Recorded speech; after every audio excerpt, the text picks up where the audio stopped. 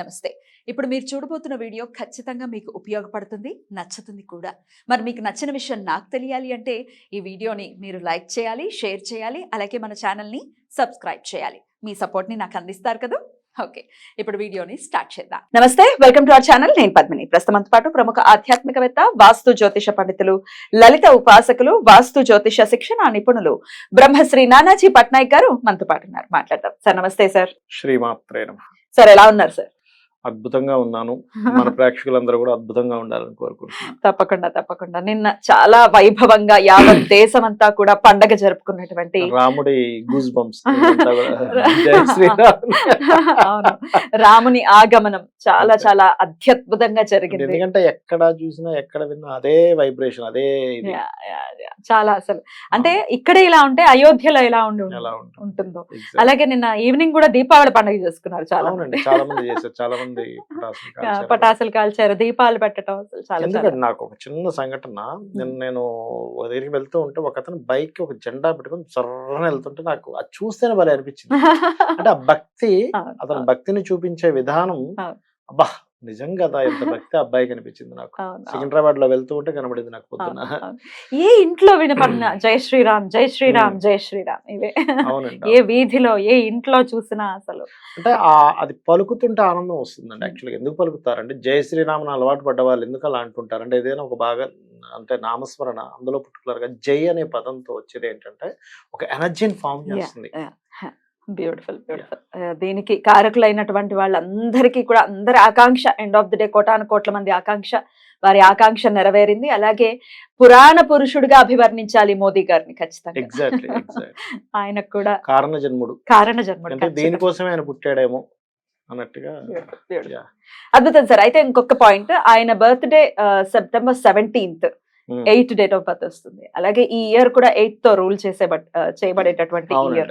అన్ని భలే ఇంటర్లింక్డ్ గా ఉన్నాయి కదా. అంటే న్యూమరాలజికల్ గా కూడా న్యూమరాలజీలో ఏం చెప్తారంటే బర్త్ నెంబర్, డెస్టినీ నెంబర్స్ అని ఉంటాయి. ఈ birth and destiny numbers year number తో కనెక్ట్ అయినప్పుడు ఆ ఇయర్ లో వాళ్ళు చేసేటువంటి గొప్ప కార్యాలు కొన్ని ఉంటాయి. లైఫ్ టర్నింగ్ పాయింట్స్ అంటారు ఎవరికైనా. అద్భుతం. అంటే ఇయర్ నెంబర్ కనుక మీ birth or destiny number connect అయ్యి same number or friendly numbers అయితే ఆ ఇయర్ మీకు ఒక మంచి అద్భుతాన్ని చేసి చూపిస్తుంది, లైఫ్ లో మర్చిపోలేనటువంటి సంఘటన ఇస్తుంది. ఇవాళ టాపిక్ లోకి వస్తే సార్, ఒకరు కమెంట్ చేశారు, విష్ణు సహస్రనామం కానీ లలితా సహస్రనామం కానీ ఏ స్తోత్రాలైనా చదువుతుంటే మాకు కాన్సన్ట్రేషన్ కుదరట్లేదండి. అంటే చదువుతున్నాము, పెదాల పని పెదాలు చేసేసుకుంటుంది, మనసు పని మనసు చేసేసుకుంటాం. దీనికి ఏంటి ఆన్సర్ అంటే ఎలా సార్? దీన్ని ఎలా మనం సమన్వయపరచుకోవచ్చు? ఇక్కడ చిన్న లాజిక్ చెప్పి మీకు మనం ముందుకు వెళ్దాం. కాన్సన్ట్రేషన్ అనేటువంటిది అక్కడ ఏదైనా ఉండడం అద్భుతంగా ఉంటే మనకు కాన్సన్ట్రేషన్ కుదురుతుంది, లేదా మనలో ఇంట్రెస్ట్ ఉంటే కాన్సన్ట్రేషన్ కుదురుతుంది. 2 things. ఇప్పుడు మంచి సినిమాకి వెళ్ళామనుకోండి, మన కళ్ళు తిప్పుకోం, 2 hours అలాగే కూర్చుండిపోతాం. అంటే ఇంట్రెస్టింగ్ గా మూవీ తీసాడు కాబట్టి, లేదా మనకి ఇంట్రెస్ట్ ఉన్నది చూస్తున్నా బాగా అనిపిస్తుంది. ఒక చిన్నపిల్లలు ఉన్నారు, మనకి బాగా ఇంట్రెస్ట్ ఉంది, ఆ చిన్నపిల్లల మీదే కాన్సన్ట్రేషన్ చేస్తాం. లేకపోతే ఒక ఫ్లవర్ ఉంది, లేకపోతే అంటే అక్కడ అద్భుతమైన ఉండాలి, లేదా మనలో దాన్ని గుర్తించే మనస్తత్వం అయినా ఉండాలి, దాని మీద మనకు నాలెడ్జ్ అయినా ఉండాలి. ఇక్కడ మనకి ఎప్పుడు మీరు ఇప్పుడు అన్నట్టుగా లలిత కావచ్చు, విష్ణు సహస్రనామాలు కావచ్చు, ఎనీ జపం కావచ్చు, ఏదైనా స్తోత్రం కావచ్చు, దాని మీద మీకు కాన్సన్ట్రేషన్ ఉండాలి అంటే ఫస్ట్ మీరు చేయవలసింది ఏమిటి అంటే ఫస్ట్ దాని యొక్క శక్తి తెలుసుకోవాలి. దాని శక్తి మీకు పరిపూర్ణంగా ఎప్పుడైతే తెలుస్తుందో, దాని వాల్యూ ఎప్పుడైతే తెలుస్తుందో దాని మీద కాన్సన్ట్రేషన్ చేస్తారు. చాలా మంది చూడండి, టైం వేస్ట్ మీరు తెలియట్లేదు, టైం వాల్యూ తెలియట్లేదు. కొంతమంది టైంని చాలా జాగ్రత్తగా వాడతారు. Because of the value of time వాళ్ళకి తెలుసు. కొంతమంది ఒక అక్షరం కూడా తప్పుపోకుండా పలకాలంటారు, ఎందుకంటే అక్షరం యొక్క వాల్యూ వాళ్ళకి తెలుసు. కొంతమంది ఇప్పుడు మీరున్న యాంకరింగ్ చేస్తుంటారు, ఎంతో స్పష్టంగా చేస్తారు. ఎందుకు? యాంకరింగ్ లో ఇలా యాంకరింగ్ చేయడం ఇస్ పర్ఫెక్ట్, ఇది కరెక్ట్ అయినటువంటిది అని మీకు తెలుసు. కొంతమంది ఏవో ఎలా పడితే అలా మాట్లాడతారు. సో ఏమిటి, దాని వాల్యూస్ తెలిసినప్పుడు దాని మీద మనం కాన్సన్ట్రేషన్ పెడతాం. దాని వాల్యూ తెలిసినప్పుడు మనకు ఆటోమేటిక్గా కాన్సన్ట్రేషన్ వచ్చేస్తుంది. అంటే ఇక్కడ మనం తెలుసుకోవాల్సింది ఏంటంటే, ఒక విష్ణు సహస్రనామాలు కానీ, లలిత కానీ, ఎనీ స్తోత్ర కానీ మనం చేస్తున్నామంటే we are blessed. First point number 1. అంటే మనకి అమ్మవారి యొక్క అనుగ్రహమో, స్వామివారి యొక్క అనుగ్రహమో లేకుండా మనం అది పలకలేము. ఇది ఫస్ట్ మీరు మైండ్ లో ఫిక్స్ అవ్వాలి. ఎప్పుడైతే ఇది మీకు అర్థమైందో, ఓహో మనం పలకడం కాదు, భగవంతుడు మనతో పలికిస్తున్నాడు. అంటే పిల్లవాడు తల్లి యొక్క చేయిని పట్టుకోవడం వేరు, తల్లి పిల్లవాడి చేయిని పట్టుకోవడం. అంటే మనల్ని పట్టుకున్నాడు భగవంతుడు. అంటే నన్ను ఎంచుకున్నాడు అంటే ఇన్ని కోట్ల జీవరాశుల్లో ఇన్ని కోట్ల మందిలో నన్ను పట్టుకున్నాడు అంటే we are blessed, I am blessed అనుకోవాలి ఫస్ట్. అనుకోని నాకెందుకు ఆ స్ఫురణ కలిగింది అసలు?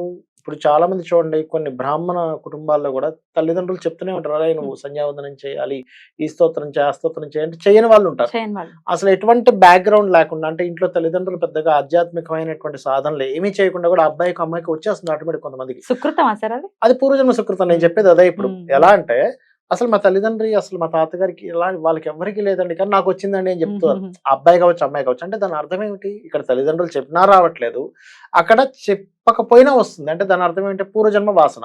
అలాగే ఈ జన్మ జాతకంలో, సారీ టు ఇంటరప్ట్ యూ, మీరు ఆస్ట్రాలజర్ కాబట్టి ఖచ్చితంగా మిమ్మల్ని ప్రశ్న Yeah, అడగాలి. yeah. ఈ జన్మ జాతకంలో ఏ గ్రహం వల్ల భక్తి అనేది చాలా ఎక్కువగా ఉంటుంది సార్? ఒకటేనండి, ఇక్కడ ఏంటంటే భక్తి రావాలి మనకి అంటే కేతు మెయిన్.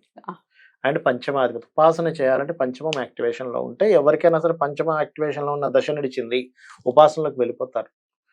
కేతు సంబంధం వచ్చేసింది అక్కడ, దానికి ఇంకా డెప్త్ గా ఇన్ డెప్త్ నాలెడ్జ్ ఉంటుంది మన దాని మీద, ఏది ఆధ్యాత్మికమైనటువంటి విషయాల మీద ఇన్ డెప్త్. అంటే దాన్ని ఇంకా ఎట్లా అంటే అదేదో కోరిక కోసం చేయడమే కాకుండా, వాళ్ళు భగవంతుడు ఉన్నాడు, ఒక పూజా మందిరంలోకి వెళ్ళినప్పుడు అయ్యో ఇక్కడ ఈశ్వరుడు ఉన్నాడు, ఆయనకి జాగ్రత్తగా పెట్టాలి, కదులుతా అయ్యో ఆయన కదిపేస్తున్నామా, మనం ఏదైనా అంటే ఎట్లా అంటే నేను చూస్తుంటాను కదా, బాగా వేడిది పెడతాము, ఇంత వేడిది ఎలా తింటాడు ఈశ్వరుడు, కొంచెం కొంచెం అలాగ చల్ల చేసి కొంచెం తీపి అంత కరెక్ట్ గా పడుతుందిలే అనుకోవడం.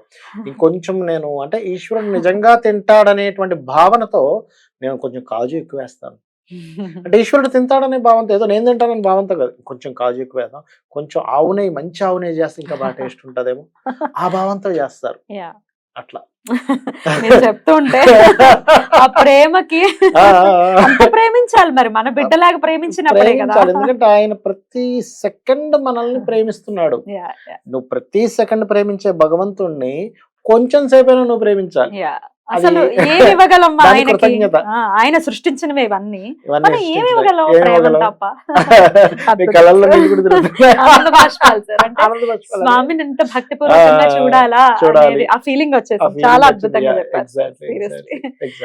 సో ఏంటంటే మనకి తెలియాలి ఇన్ డెప్త్ గా, ఫస్ట్ భగవంతుడి గురించి తెలియాలి అంటే అందుకే మనకు పురాణాలు చదవాలి. మీకు వీలైనన్ని పురాణాలు చదవండి, మీకు వీలైనన్ని స్తోత్ర అర్థాలు తెలుసుకోండి, భగవంతుడు అంటే ఏంటో తెలుసుకోండి. అప్పుడు ఏమవుతుందంటే ఇది పలానాది అని తెలిసినప్పుడు మీరు చాలా అలర్ట్గా ఉంటారు. ఇప్పుడు చూడండి, ఇంకో చిన్న ఎగ్జాంపుల్ చెప్తాను. మనం నార్మల్ పీపుల్ ఏంటి, చేతులు కడుక్కోవడం విషయంలో నార్మల్గా కడేసుకుంటారు, కొంతమంది బాగా నీట్ గా కడుక్కుంటారు. అందులో పర్టికులర్ గా మెడికల్ నాలెడ్జ్ ఉన్న వాళ్ళు ఇంకా బాగా కడుక్కుంటారు. ఎందుకు? వాళ్ళకి తెలుసు ఒక డాక్టర్ చేతులు కడుక్కోవడానికి ఒక నార్మల్ పీపుల్ చేతులు కడుక్కు చాలా తేడా ఉంటుంది. వాళ్ళు చాలా జాగ్రత్త, ఎందుకంటే వాళ్ళకి తెలుసు క్రిములు ఉంటాయి, మనం తిన్నప్పుడు అది ఫుడ్ లోకి వెళ్తుంది, లోపలికి వెళ్తుంది, ఇన్ డెప్త్ గా తెలుసు. అందుకని అంత జాగ్రత్త. నార్మల్ పీపుల్ ఏదో అక్కడ చేసుకుని తింటుంటాడు. అంటే ఏమిటి, వీడికి ఏమనిపిస్తుంది, ఆ వ్యక్తి మరీ అంత కడుక్కోవాలా అని అనిపిస్తుంది. అంటే ఏంటి దాని అర్థం ఏంటి, ఇతనికి నాలెడ్జ్ లేదు, ఆ డాక్టర్ గారికి నాలెడ్జ్ ఉంది, అందుకని అంత జాగ్రత్త తీసుకుంటారు. అట్లాగే ఎప్పుడైతే మనకు నాలెడ్జ్ భగవంతుడి మీద ఎంత పెరుగుతూ ఉంటే మన కాన్సన్ట్రేషన్ అంత పెరుగుతూ ఉంటుంది. అంటే ఇక్కడ మనం అర్థం చేసుకోవాల్సిన బేస్ ఏంటి, నాలెడ్జ్ పెంచుకోవాలి, వినాలి, చదవాలి. పెంచుకోవాలంటే పురాణాలు, రామాయణము, మహాభారతం, ఇతిహాసాలు ఇవి వినాలి. ఇవి మీరు ఎంత వింటే మీకు అంత కాన్సన్ట్రేషన్ పెరుగుతుంది. మీ బేస్ ఆటోమేటిక్ గా ఏంటి, వేర్లు పాతుకుపోతాయి, వేర్లు పాతుకుపోతే చెట్టు ఆటోమేటిక్ గా పెరుగుతుంది. మనం చెట్టు పెంచుకుందాం అని చూస్తున్నాం కానీ వేర్లు పాతుకోవాలని చూడట్లేదు. Logic actual logic. అయితే ఇప్పుడు చెడ్డ ఆలోచనలు కూడా వస్తుంటాయి. అది ఎంత భయం అనిపిస్తుంది, బాధ అనిపిస్తుంది. ఏమిటి ఇప్పుడు ఈ ప్రారంభం ఏమిటి, ఇప్పుడు రావడం ఏమిటి ఆలోచనలు, దీన్ని ఎలా చూడొచ్చు? అంటే నేను ఒకటే చెప్తానండి, మనకి చెడ్డ ఆలోచనలు మంచి ఆలోచనలు అనేవి లేవు అనుకోవాలి. ఫస్ట్ చెడు అనేటువంటిది లేదు, అన్ని ఈశ్వరుడే కదా. ఇప్పుడు మీరు అనేది నాకు అర్థమైంది, కొంతమందికి శృంగారభరితమైనటువంటివి కూడా వస్తూ ఉంటాయి. మరి నేనేమంటారంటే మనకి శాస్త్రాల్లో చెప్పినటువంటిది దాన్ని కూడా ఒక యజ్ఞంగానే చూడమంటారు శాస్త్రం. ఓకే రైట్, నాకు అంటే మీకు ప్రతి వ్యక్తికి కూడా వస్తుందండి, కాబట్టి కొంతమంది ఎక్స్ప్రెస్ చేస్తారు, అయ్యో ఈ రోజు ఇలా ఎందుకు వచ్చింది, కొంతమంది ఎక్స్ప్రెస్ చేయరు. నేనేమంటానంటే సరే ఫైన్, మన బుర్ర అనేటువంటి దాన్ని టెక్నికల్ గా ఆలోచిస్తే మన బుర్రలో ఉన్న సాఫ్ట్వేర్ ఏంటంటే అన్ని ఆలోచనలు రిపీట్ చేసుకోవడం దాని పని. రిపీట్ చేస్తూ నేను ఈ పని చేసినప్పుడు ఇది వచ్చింది, ఫైన్, వదిలేసి నా పని నేను చేసుకుంటా రైట్, దాన్ని నియంత్రించడం మొదలు పెడితే మనసు ఇంకా ఇంకా ఇంకా అదే దాని ఆలోచనలు మీదకి ఇస్తుంది. వెళ్తూ ఉంటుంది. Yeah. అయితే దీన్ని బట్టి మనం ఏం అర్థం చేసుకోవాలంటే ఈ బుర్రకున్న సాఫ్ట్వేర్ అలాంటిది. Mm. ఇప్పుడు ఈవినింగ్ అవ్వగానే ఇంట్లో దోమలు వస్తాయి. Mm. మనం చండాల దోమలు అది ఇది అనుకుంటే ఇంకా మనం బ్రతకలేము. సాయంత్రం అయితే న్యాచురల్ గా వర్షాకాలము చలికాలం అయితే వస్తాయి. ఎక్కువగా వస్తాయి, ఎండాకాలం ఎక్కువ రావు. This is nature Mm. అని అనుకొని బుర్రకున్న నేచర్. ఎందుకంటే బుర్ర చేసే ప్రతి పనిని, కాకపోతే ఇక్కడ మనం ఏంటి పూజ చేసేటప్పుడు వచ్చినప్పుడు దాన్ని పర్టికులర్ రికగ్నైజ్ చేస్తున్నాం. ఎగ్జాక్ట్లీ. బట్ వేరే టైంలో కూడా మనకు వస్తుంది యాక్చువల్ గా, కానీ మనం పట్టించుకోవట్లేదు. ఇక్కడ Yeah. రికగ్నైజ్ చేస్తున్నాం Yeah. అనే విషయం మనం అర్థం చేసుకోవాలి. Right right. అసలు ఇంకా ఆరాధన ఎలా కాన్సన్ట్రేషన్ కుదరడానికి కూడా ఏదైనా చెప్పండి సార్, ఏదైనా ఆరాధన. కాన్సన్ట్రేషన్ కుదరడానికంటే నేను ఒకటి చెప్తానండి. ఎప్పుడైనా సరే కాన్సన్ట్రేషన్ ఎప్పుడు కుదురుతుంది అంటే, మీరు రామదాసుకి సంబంధించిన దాంట్లో పాటలో ఉంటుంది, ఓ రామ నీ నామం ఎంతో రుచిరా అంటాడు. Mm. నామానికి రుచి ఏమిటి అసలు అని అనిపిస్తుంది, కానీ నిజంగా నామానికి రుచి ఉంటుందండి. Mm. అంటే అది ఎలా అన్నాం అనుకోండి, నామానికి నిజంగా అంత శక్తి ఉంటుంది. మీరు మన వెంకటేశ్వర స్వామికి సంబంధించిన అన్నమయ్య సినిమాలో ఆఖరిలో వెంకటేశ్వర స్వామి వచ్చిన ఒక సంఘటన ఉంటుంది చూడండి. అవును అవును. అతను కూడా అబ్బా ఏం పాట అయ్యా, అదేం పాడావు, ఒకసారి పాడు పాడు అంటాడు. అంటాడు. అంటే ఏమిటి, ఆ నామాలకి ఆ దానికి భగవంతుడు కనెక్ట్ అయి ఉంటాడు. Right right.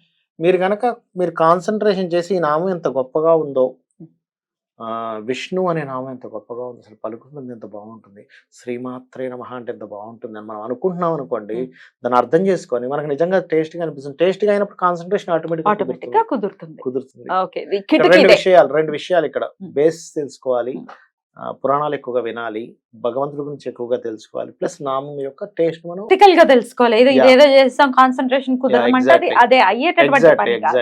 ఎగ్జాక్ట్లీ. అద్భుతం సార్, చాలా బ్యూటిఫుల్ గా మాకు ఎక్స్ప్లెయిన్ చేశారు. Thank you so very much sir. నమస్తే. శ్రీమాత్రే నమః.